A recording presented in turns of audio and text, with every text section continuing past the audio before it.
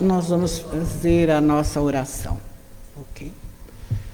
Fechando os nossos olhos, nós vamos, em primeiro lugar, agradecer a Deus a oportunidade de estarmos aqui. Agradecendo aos nossos guias, aos nossos amigos espirituais que aqui vêm para nos ajudar, nos orientar.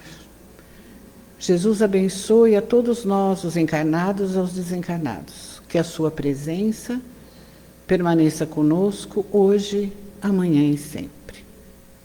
Que assim seja. Então, boa tarde mais uma vez a todos. Hoje nós temos no livro uma reflexão sobre a lição Falatórios, que está no livro Vinha de Luz, do Emmanuel, o médium Francisco Cândido Xavier, é o capítulo 73. Então, nós vamos começar dizendo o que nos diz a lição.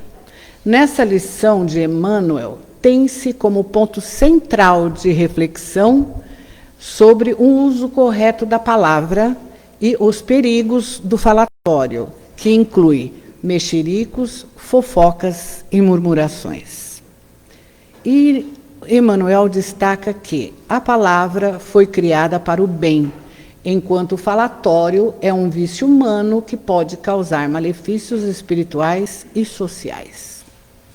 Ressalta que a palavra é um reflexo do pensamento e do nível evolutivo da pessoa, sendo essencial cultivar uma fala que construa, enriqueça, leve boas energias, especialmente dentro do lar e nas relações sociais.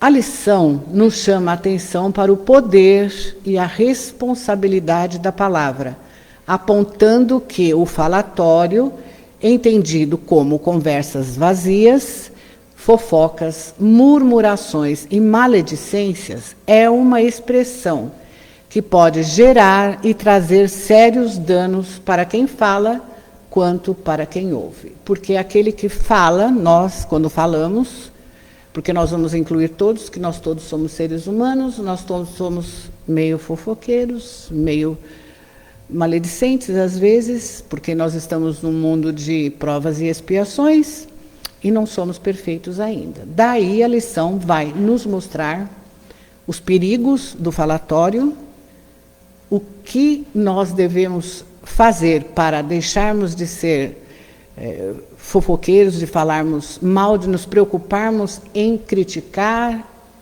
a vida do próximo e, no final, um roteirinho de como nós podemos fazer isso.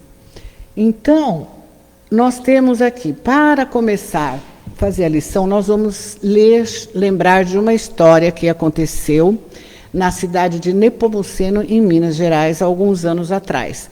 Essa história, existem várias, principalmente hoje em dia, que existe o cyberbullying, porque agora, além do bullying na escola, ainda existe o bullying na internet, que faz muito mais mal do que o da escola, porque é difundido com uma rapidez impressionante.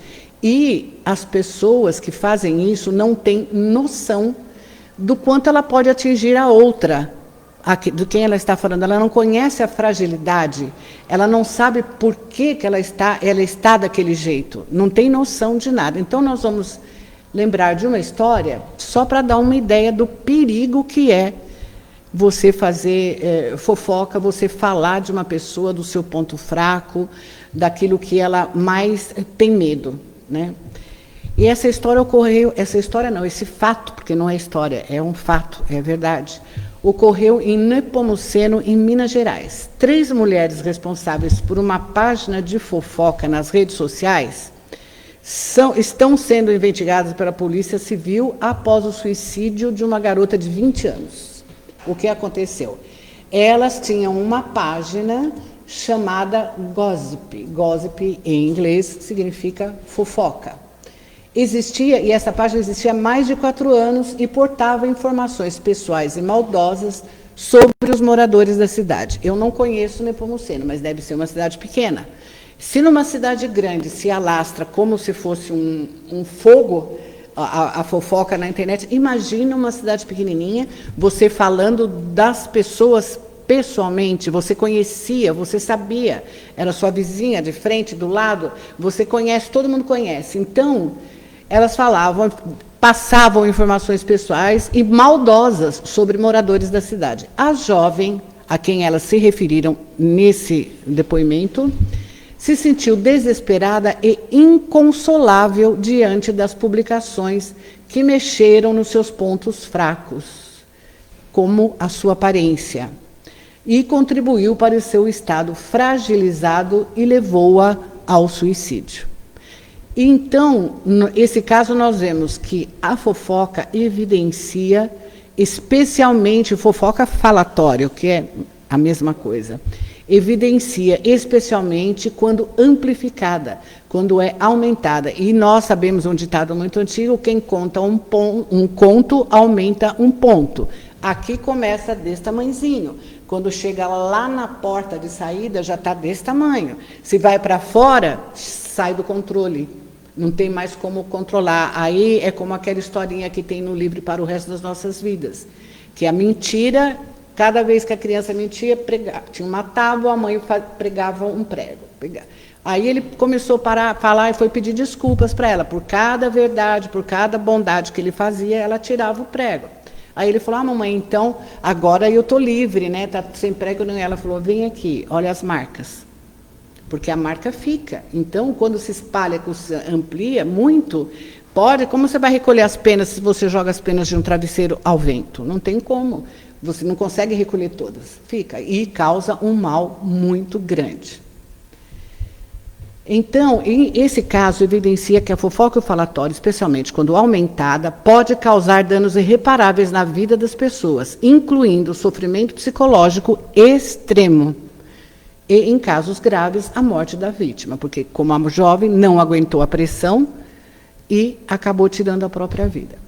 E esse é um exemplo real de como os falatórios ultrapassam o âmbito do simples falar. Porque, às vezes, nós falamos: eu não estou fazendo fofoca, eu vou só comentar. Há pouco tempo atrás, umas pessoas estavam dizendo assim: eu não faço fofoca, a fofoca já existe, eu só comento. Eu estou aumentando, eu estou passando para frente.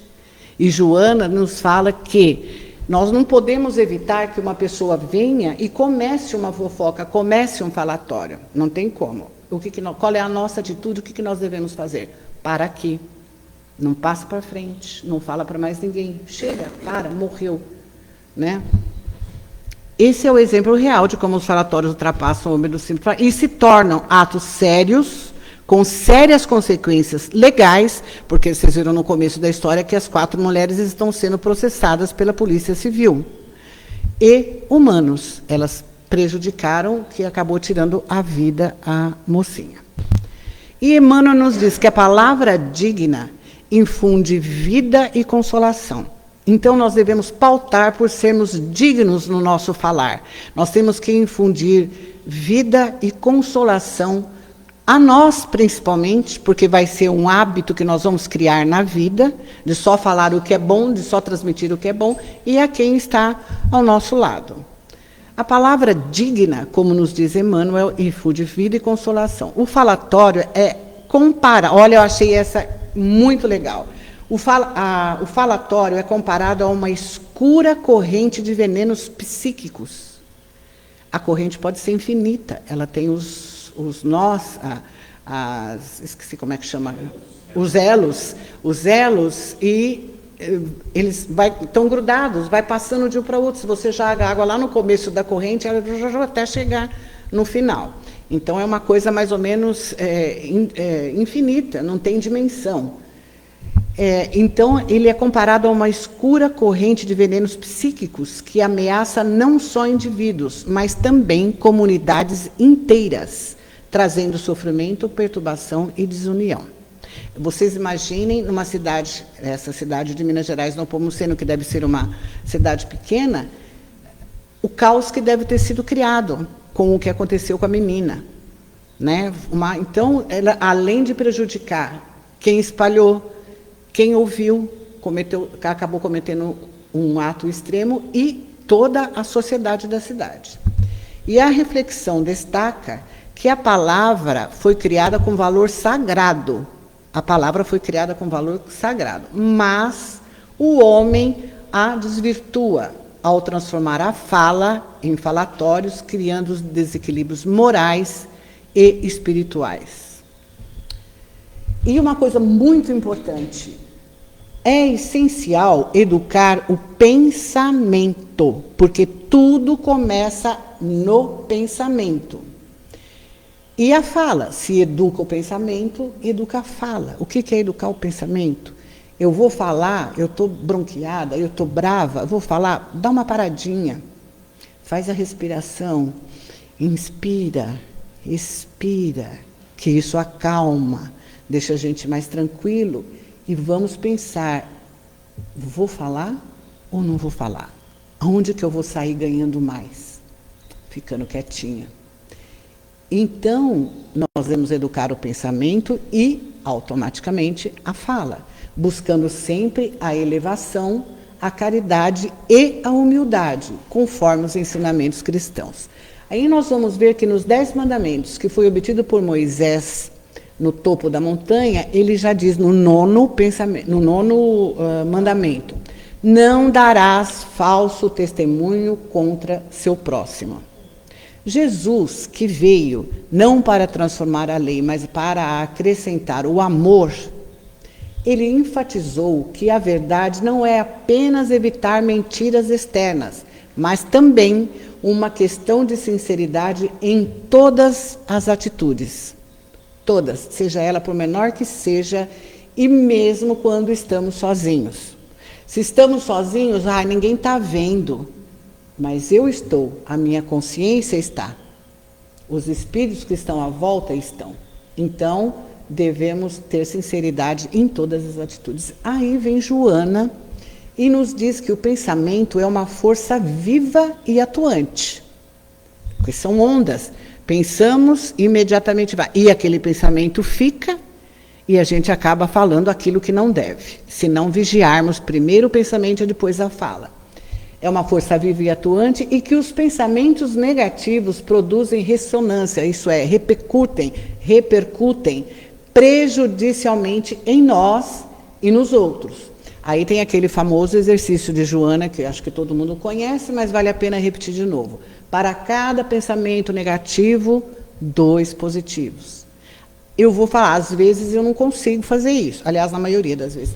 Eu não consigo fazer isso. Vem um pensamento negativo, eu quero pensar um positivo, mas é incrível. Então, sabe o que eu faço? Eu canto. Eu começo a cantar, porque a música ajuda você a dispersar, a tirar aquele... Você começa a prestar atenção na letra da música. Lógico, a gente vai escolher uma música digna, né? Mais assim, mais antiguinha, vamos dizer assim, mas que tira o foco daquele pensamento ruim que nós estamos. Então, existem vários tipos de exercícios que podemos fazer para tirar o pensamento negativo e começarmos a pensar uma coisa mais positiva. E o Emmanuel repete, e eu acho importante repetir, o falatório também é interpretado como um vício que deve ser combatido e substituído pela prática da boa palavra, do silêncio construtivo e do perdão, pois com isso se promove a paz espiritual e social. O silêncio, por que ele diz aqui silêncio construtivo? Porque não adianta nada nós ficarmos em silêncio, porque não queremos revidar ou passar para frente alguma fofoca, alguma maledicência, mas no pensamento está jogando dardos negativos em quem está falando. Então, eu falo assim, eu estou aqui em silêncio, mas estou pensando, ela vai se dar mal. Nossa, essa fofoca, ela está falando, ela não sabe o que espera lá na frente. Não é isso, é o silêncio construtivo. E aí, Emmanuel nos ensina que isso é um convite à vigilância e ao aprimoramento moral do uso da linguagem para o bem. Para evitar o falatório na prática, porque nós temos que trazer essa lição para o nosso dia a dia, para hoje, imediatamente, para agora. Então, na prática, é importante cultivar uma postura de autocontrole, respeito e responsabilidade no uso da linguagem para o bem. É fácil fazer isso? Não é.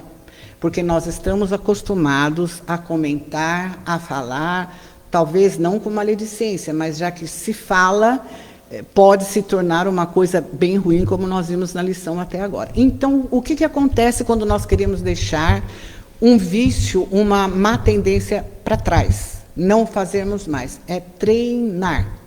É fazer o treino diário, horário, todo minutário, seja ele qual for, todo temos que fazer. E, para isso, se a gente tiver um roteirinho, vai ajudar. Mas nesse roteiro nós temos que ler e meditar, porque cada vez nós temos que prestar atenção nas nossas reações quando surge um assunto. Cada vez que nós vamos falar, nós temos que pensar e seguir esse roteirinho, fica mais fácil. Mas não é ler o roteiro e falar, eu vou fazer assim. Não vai. Se não prestar atenção na sua conduta, no seu estado mental, no seu estado espiritual, você não vai conseguir. Nós, eu falo você, mas somos nós todos, não vamos conseguir fazer. E o roteiro é assim. Primeiro, nós devemos observar os próprios pensamentos e as intenções antes de falar, certificando-se de que as palavras não prejudiquem as pessoas. A intenção é muito importante. Vamos falar de alguém, vamos contar um caso que aconteceu com alguém, para e pensa, por que eu quero falar isso? Por que eu vou falar isso? O que eu vou ganhar falando isso? Qual a intenção que eu tenho de falar isso?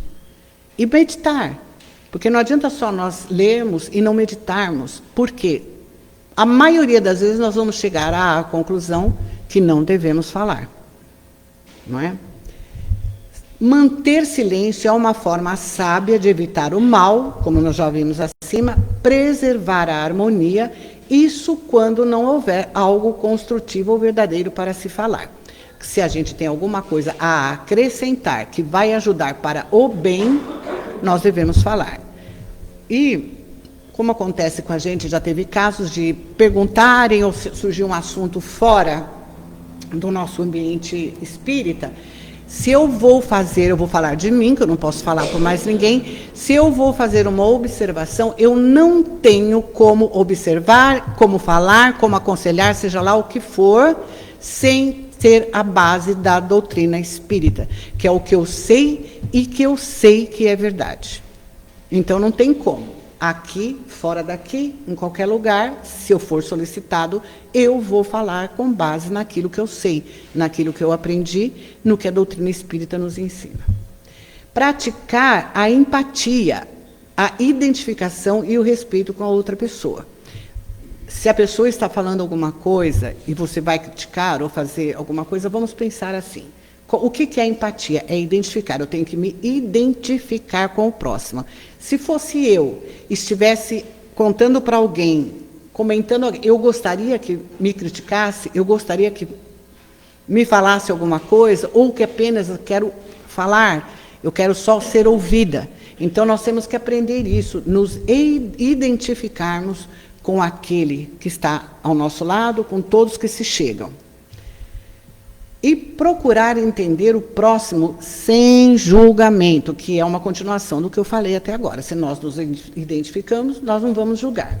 E evitar dar crédito a boatos ou comentários negativos. Isso nós falamos até agora. Isso que eu vou falar agora é muito importante também. Corrigir mal-entendido direta e respeitosamente, ao invés de participar de comentários sem fundamentos. Alguém fez uma coisa que eu não concordo, não vou ficar falando, ai, fulana fez isso, fez aquilo. Não. Vamos fazer uma prece, pedir uma inspiração, envolver a pessoa no amor, na luz, e vamos chamá-la para conversar. E vamos dizer, olha, fulana, aconteceu isso, assim, eu não gostei, vamos conversar sobre isso, vamos tentar resolver. Então, isso é um mal entendido que houve, que nós vamos tentar concentrar com respeito. E não vamos ficar comentando sobre isso. Resolveu? Está resolvido, acabou. Né? E reconhecer que todos cometemos erros. Como eu já disse antes, nós estamos no mundo de provas e expiações, não tem como não cometer erro. O que nós devemos fazer? Cometemos um erro, meditemos sobre, reconheçamos o erro e vamos fazer o exercício para, daqui para frente, não cometermos mais esse erro. Podemos cometer outros, porque nós estamos aqui para aprender, nós estamos num mundo que está nos mostrando caminhos para a nossa evolução espiritual. Então, meditando para não errar mais a mesma coisa, e se errar também, porque a gente escorrega, a gente cai, a gente levanta de novo e começa de novo, né? Desenvolver a humildade para não se sentir superior, nem crítico em excesso, com relação ao próximo. Se a pessoa está falando, não concordo, com muito jeito, vamos falar assim, olha, eu penso diferente que você. Não vai falar, não, imagina, o que você está falando? Não está certo. Para que criticar? Para que magoar a pessoa? Nós podemos, com jeito, conversar, levar para um campo mais manso, mais macio e sermos humildes, né? Porque ninguém é melhor do que ninguém. Para buscar inspiração, isso é muito importante, nos ensinamentos de Jesus e dos espíritos nobres. Praticar esses passos ajuda a criar um ambiente mais harmonioso, prevenindo os males causados pelo falatório na consciência social, e o crescimento pessoal e o respeito íntimo. Porque se nós conseguimos praticar tudo isso que nós lemos aqui, através do treino, através da meditação, nós vamos contribuir para a consciência social, porque a transformação é feita de cada um. Não existe mágica de nós chegarmos e falar assim, eu vou mudar o mundo. Isso só quando você tinha uns 15, 16 anos que você achava que você ia mudar o mundo, que você ia fazer uma grande diferença. A diferença que nós vamos fazer é na nossa mudança. Isso que vai valer, porque se nós mudarmos, ele mudar, outro mudar, daqui milhares de anos, tudo vai estar mudado, mas é assim que funciona. Não existe milagre de estalar um dedinho e ficar tudo ok, né? E aí é lógico, nós temos que falar e vermos como a palavra foi usada por Jesus. Jesus, o nosso mestre, o nosso irmão maior, o espírito mais perfeito que já esteve encarnado entre nós, como diz o livro dos Espíritos. Então Jesus demonstrava com ações a autoridade da palavra. Ele não falava só, ele falava e agia, realizando feitos tidos como milagres, perdoando e ensinando com sabedoria e amor. Olha como a gente pode fazer tudo. A turma fala assim, mas você fala como Jesus, mas eu não sou Jesus. É claro que eu não sou Jesus. Mas quem vai ser meu exemplo? Jesus. Se ele esteve aqui para nos ensinar, e exemplificou tudo o que ele falou, ele é o nosso exemplo. Não tem como a gente fazer diferente. Não tem. E mesmo assim, nós já conversamos sobre isso lá em casa, quando fala assim, né, a pessoa, então para eu fazer determinada coisa, como Jesus faria? Tudo bem, isso ajuda, mas nós temos que ver que nós não somos Jesus. Eu posso tentar fazer como ele. Se eu não conseguir de imediato, eu vou tentando. Uma hora eu consigo. Uma hora eu consigo. É eterno. A vida, as reencarnações são eternas. Nós temos o tempo todo do mundo. Essa forma dinâmica e profunda de Jesus usar a palavra, ele era dinâmico, profundo e dinâmico. Faz dela a palavra não só o fundamento do cristianismo, mas um modelo vivo de ensino e revelação divina. Era a personificação da divindade. Tudo que ele falava, tudo que ele fazia. Nos sermões, Jesus reforçava a autoridade da palavra que ele expressava em nome de Deus. Explicava as Escrituras e chamava à reflexão e à conversão, para que nos tornássemos cristãos. Ele falava, pregava, para que refletíssemos e que nós adotássemos o cristianismo, todos nós. Então, nós vamos pedir que possamos seguir os exemplos de Jesus, usando nossa fala para edificar, promover a paz e para manifestarmos o amor. Que cada palavra seja uma semente do bem no coração das pessoas que nos ouvem. Vamos procurar agir seguindo esse roteirinho que nós lemos aqui, procurar treinar o amor fraternal e vamos procurar que a nossa palavra seja uma semente do bem no coração de cada um. Vamos tentar só ressaltar sempre o lado positivo, o lado do amor, o lado da solidariedade, o lado da misericórdia. E também o lado da alegria, porque a alegria é vida, né? Então, muito obrigado pela atenção e que nós sejamos guardiões sábios da nossa palavra. Muita paz. Vamos agora orar. E mais uma vez nós vamos agradecer. Agradecer por esses momentos de tranquilidade, de paz, de alegria cristã e fraterna. Pedir aos espíritos amigos que abençoe a todos aqui presentes, encarnados e desencarnados, àqueles que nos ouvem através das redes sociais, aos doentes, aos necessitados, ao nosso país tão querido, tão belo, que ele seja abençoado e que Jesus possa continuar no leme, nos guiando para o bem e para o alto. Que a sua paz permaneça conosco hoje e sempre. Que assim seja.